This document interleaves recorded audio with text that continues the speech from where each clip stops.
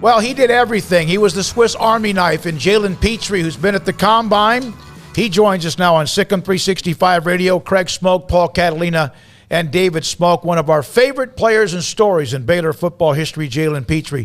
Jalen, is it a relief the Combine is over?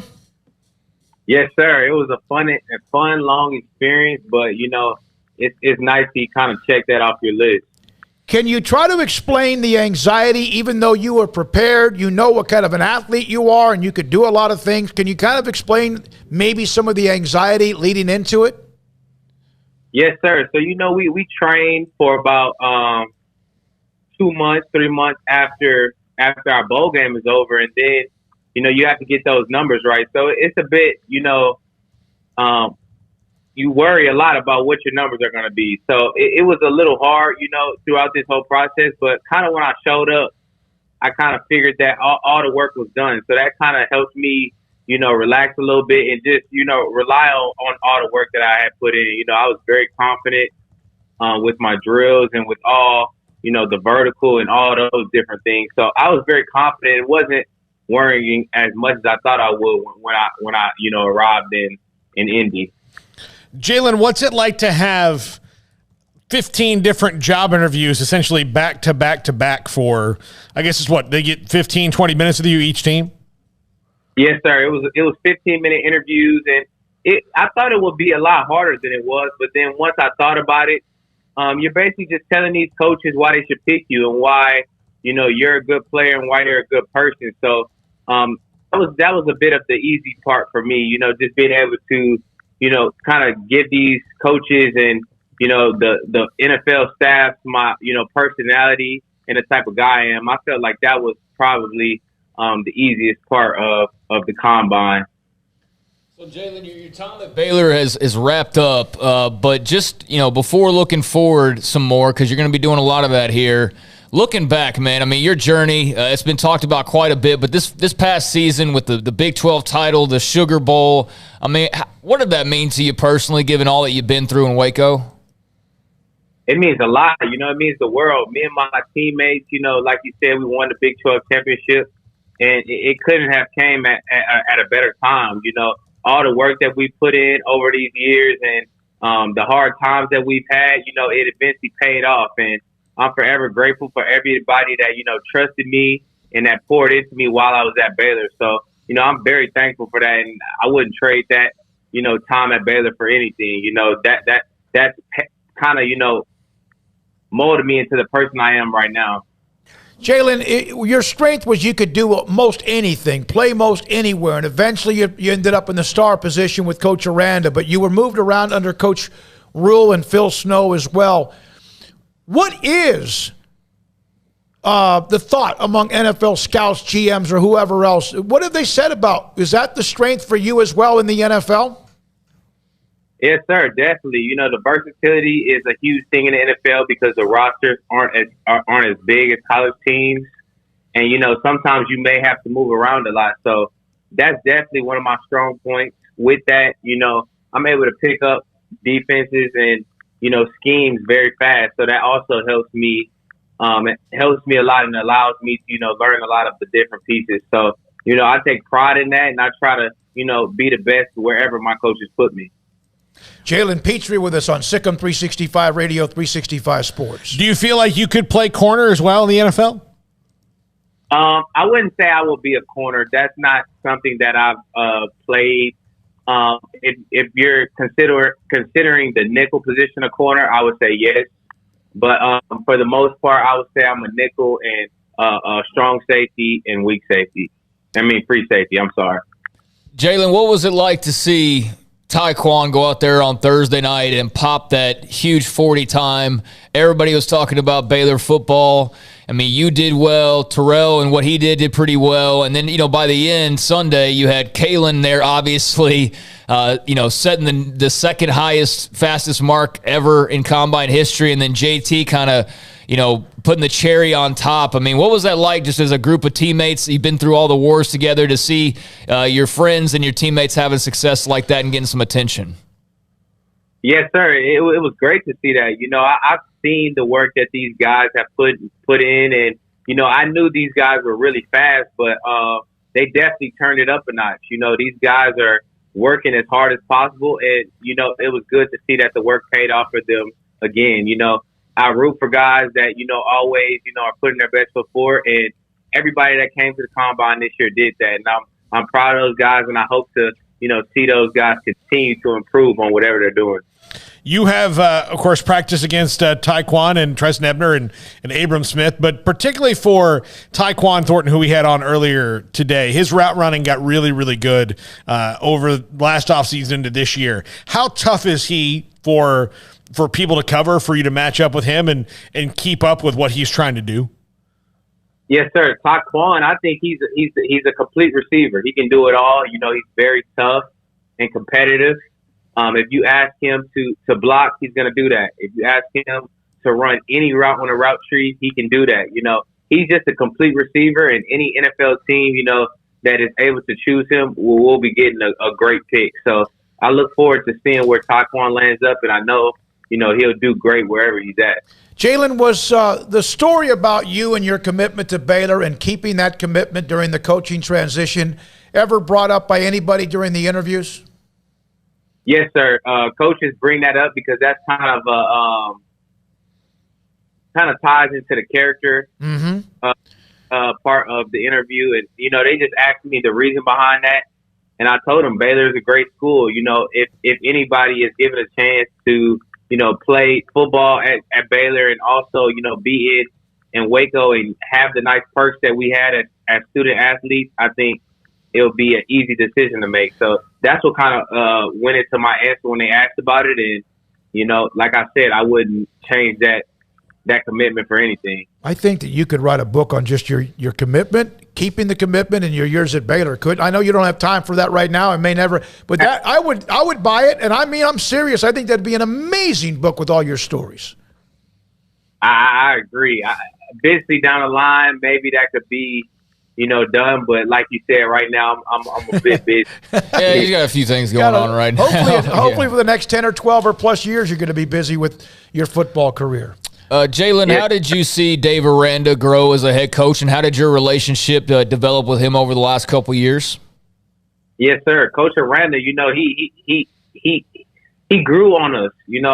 Early on when he got in, we wasn't sure on the type of coach that he was because he was a bit of a different style. But as you've seen throughout those 2 years, we all, gravitated towards him. And, things that he taught us, I wouldn't trade for anything. And, I think the biggest thing that he helped me out with was my patience. Coach Aranda is a very patient individual, and he takes time and thought with whatever he's doing. And, I try to model myself after him. So he's a great guy, and I think any guy that wants to, play college football, Baylor is definitely the right place because you're going to learn football, but you're also going to become a better person while doing that. So Coach Aranda and his staff are great, and I can't wait to watch the success of Baylor football in these next couple of years. Jalen, you did some stuff for us in this last season where you did kind of a weekly diary that people can find still on our boards, I believe, if they look for it. Jack and Armstrong worked with you. And my question for you is not necessarily about that. I'm just curious if Jack and Armstrong were always nice to you because they're not always nice to us. No, they're not. Jack and Armstrong were the best, man. They always go when I came in, and, they were professionals at their job. So, I was grateful to work with them in the time that I did. And, it was really fun to go up there every week and kind of document, about the game week and stuff like that. So, they were the best of the best. They were professionals in their job. Are we in that category? We're going to edit that out of the interview later when we post it.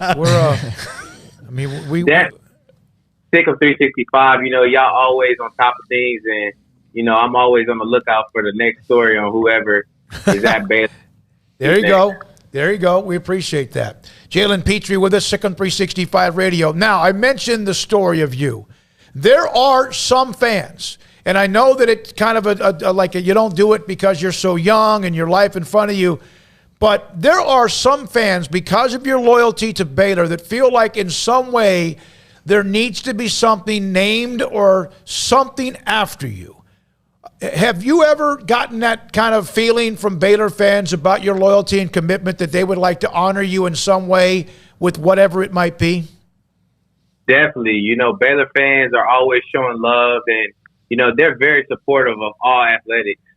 I have heard a couple things, but, you know, I think time will tell on what the university, if they want to do something like that. But, you know, I was just grateful to go to the school. Anything else that the school wants to do for me, you know, will be an extra bonus. So, like I said, I'm thankful for just getting a degree from Baylor, and it was a great experience. How tight was that football team based on a lot of you that had been through the ups and downs, 1-11 all the way to winning the Sugar Bowl championship in the Big 12? How tight was that group? Not just those who were there 4 or 5 years, but others as well. Yes, sir. It was extremely tight, you know, and it wasn't fake love. You know, in these practices, you know, we fought and we tussled, but for the greater good of the team. And I think that's why, you know, you've seen us kind of, you know, rise to the top at the end of the season. We had a lot of, you know, dogs in our team and guys that was willing to do anything to win. And when you have that, you know, you end up seeing teams that kind of succeed like we did. So the team was very tight. Even the young guys, you know, Coach Aranda and his staff does a great job at helping us, you know, bond off the field. So that definitely helped. And, you know, I feel like the overall camaraderie of the team was kind of what helped us, you know, win the games that we did and pull off the Big 12 championship at the end. So, Jalen, the last fourth down play for Oklahoma State in the Big 12 championship game, I asked Taekwon. Obviously, Taekwon's on offense, so he wasn't, you know, sitting there playing defense at that moment. He said he was standing at the 50 and just went crazy. But can you just kind of take us through your perspective on the big fourth down against Oklahoma State that ended up winning you guys a Big 12 championship? Yes, sir. So, as you all know, that was a bit of a long drive for us on defense. You know, Oklahoma State was driving, and we ended up stopping them 3 times and ended up being fourth down. And, you know, I was a bit nervous because they were on the 1, obviously, and, you know, they didn't have far to go. And when the ball was snapped, they ended up getting to the outside, like you guys seen. And McVay ended up making a great play. You know, I tell a lot of people if I had to leave my kids with anybody, McVay would probably be on near or top of that list because he is very, you know, dependable, and I could trust him with anything. So it was great to see him make the play and get, you know, the praise that, you know, he deserved at the end of the season because he's a hard worker and he does a lot for this team. So that's what went through my head during the play and after the play as well.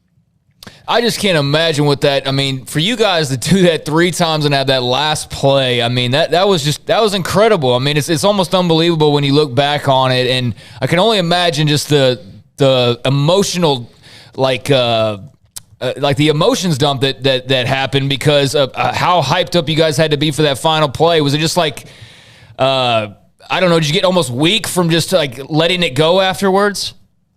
Exactly. That's a great way to describe it. It kind of felt like a movie at the end. Like, you know, when a team wins on the last play, like buzzer beater type. But, yeah, it felt like you could finally breathe again. You were holding your breath the whole time, and you could finally, like, kind of let go. And, you know, that's what we did. And we had a great celebration after. And, you know, just that team, it was a fun experience. And it meant the world to, you know, come out with that win. Do you get emotional when you see it? Like, if you see the replay again, does it hit you like how close that was? Mm-hmm. Definitely. Every time I watch it, you know, I get chills in my body. You know, just, you know, understanding how close we were and how it could have went the other way, and just McVay being able to make that big play, it was wonderful. Jalen, did you see Coach Rhule? I'm sure you did. I mean, he's at the Combine. Everyone's there. Did you have a chance to visit with him at all? Yes, sir. I've seen Coach Rhule in the hallway and got to speak with him very briefly. But, you know, it was all love between me and Coach Rhule, and I told him that I was very thankful for everything that he did, you know, with my career while he was there at Baylor. All right, so the cupboard's not bare. There's a lot of guys coming back, as you know, that were a part of the success. You guys, though, are some grown blank men with what you did during your time at Baylor who are moving on to the next level or may not play football again in some cases. What's it like in that locker room with that depth and the seasoning and the talent as they move forward? Oh, yes. The team is in a good spot. You know, we have a lot of good guys that played last year still on the team, and we also have some guys that are going to be stepping into, bigger roles. And throughout last year, you know, you could see those younger guys watching and soaking in as much knowledge as possible in order to, you know, fulfill that role to the best of their ability. So, you know, I'm eager to see what the team looks like this year. And, you know, I'm ready to, you know, be at spring practice when I can and, you know, just try to keep pouring into those players as much as possible because, you know, they're still my brothers, even though I'm not playing with them anymore. All right, so you have an agent, obviously. The pro days, March the 30th. How much of what you do now is what you want to do, and how much, of course, is going back into the whatever it would be to get yourself ready for everything else in front of you? Yes, sir. So I'm obviously getting ready for pro day, but I definitely want to keep my, you know, day-to-day football stuff intact as well, you know, because rookie minicamp is right after pro day, probably I think a month and a couple days after that. So, you know, I'm definitely trying to stay crisp in all my movement. So I'm looking forward to that. And I'm always going to have a football around, you know. I take pride in catching the ball as a defense player as well. Man, I tell you what, you were so much fun to watch grow up. Also, see how you played the game with such amazing passion, with so many guys that have a chance. Coach Rhule, when he recruited you guys, said that he wanted to recruit guys that had upside once they got, you know, marinate within the system. He wanted to recruit guys who could run and play and become pros. And then, of course, Coach Aranda then added even more to that with what he put on with the icing the last couple of years. Is that something that was said to you? Is that something that registered with you? And now that you look at it, how much it came true? I wouldn't say so. You know, throughout my whole career, I never really looked forward to the NFL. I was always, you know, focused on where I was at the time because as a player, I never the NFL seemed so far. Mm-hmm. Now looking back on it, all the work that I did put in, you know, is, you know, now paying off. So if I could give any advice to any college player, I would say, you know, take care of the now because you can be stripped of that really quickly. You know, I had a couple injuries in my career and I easily could have been, you know, sidetracked by those. So I would say while you're in college, have as much fun as possible and enjoy the moment because you're not going to be able to turn around once you know, become a professional if that's in, you know, God's plan for you. Jalen, thank you very much. Appreciate everything you represent, what you've done.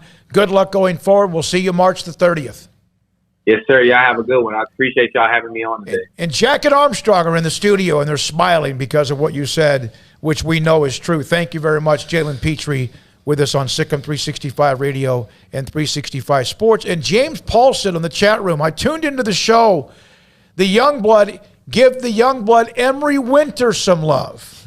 Wow. Well, I mean, I don't know. Do you know Jalen Pitre? Are you friends with him at all? That was signed by Emory. Weird. Oh, okay. That was weird. Yeah, Emory James Paulson Winter was that on the chat room who put that up to get that out. I was asking because, you know, Jack and Armstrong, you know, weekly dealt with Jalen, did a very good job of doing that. And I just wondered if Jalen got better treatment than I do, particularly from Jack. Oh, I'm sure. Yeah, it's Jalen freaking Pitre. Yeah, I mean, so, come on. You know. That guy in Russia gets better treatment from Jack than we do sometimes. Yeah.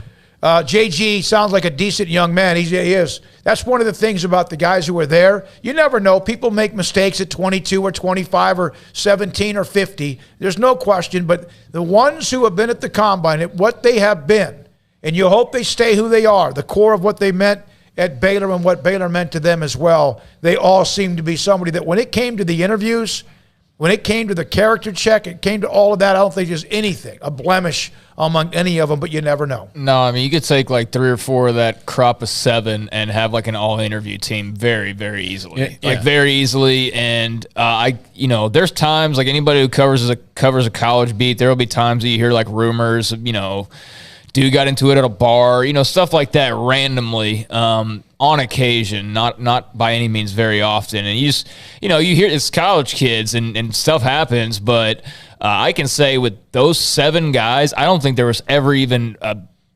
whiff of a rumor about anything. It's the worst thing. Jalen Pitre is such a good dude. I would think that if he took an extra sauce at Chick-fil-A, he'd be like, I didn't use this. Oh, no, he'd take it back. He'd feel guilty about it. This was wasteful. Everybody does that, though, with the people that, our guys are we're the ones with class and whatever. And, I that's such BS. But I can say without – and do it without the homer cap on. Those are all 7 really good dudes, and Jalen in particular. You definitely take them home to the house and they fit right in. They're just great people, and you don't have to worry about them. I think it's going to go and bear very well for them in the pros, and I expect them all to have great careers. I mentioned the conference champ.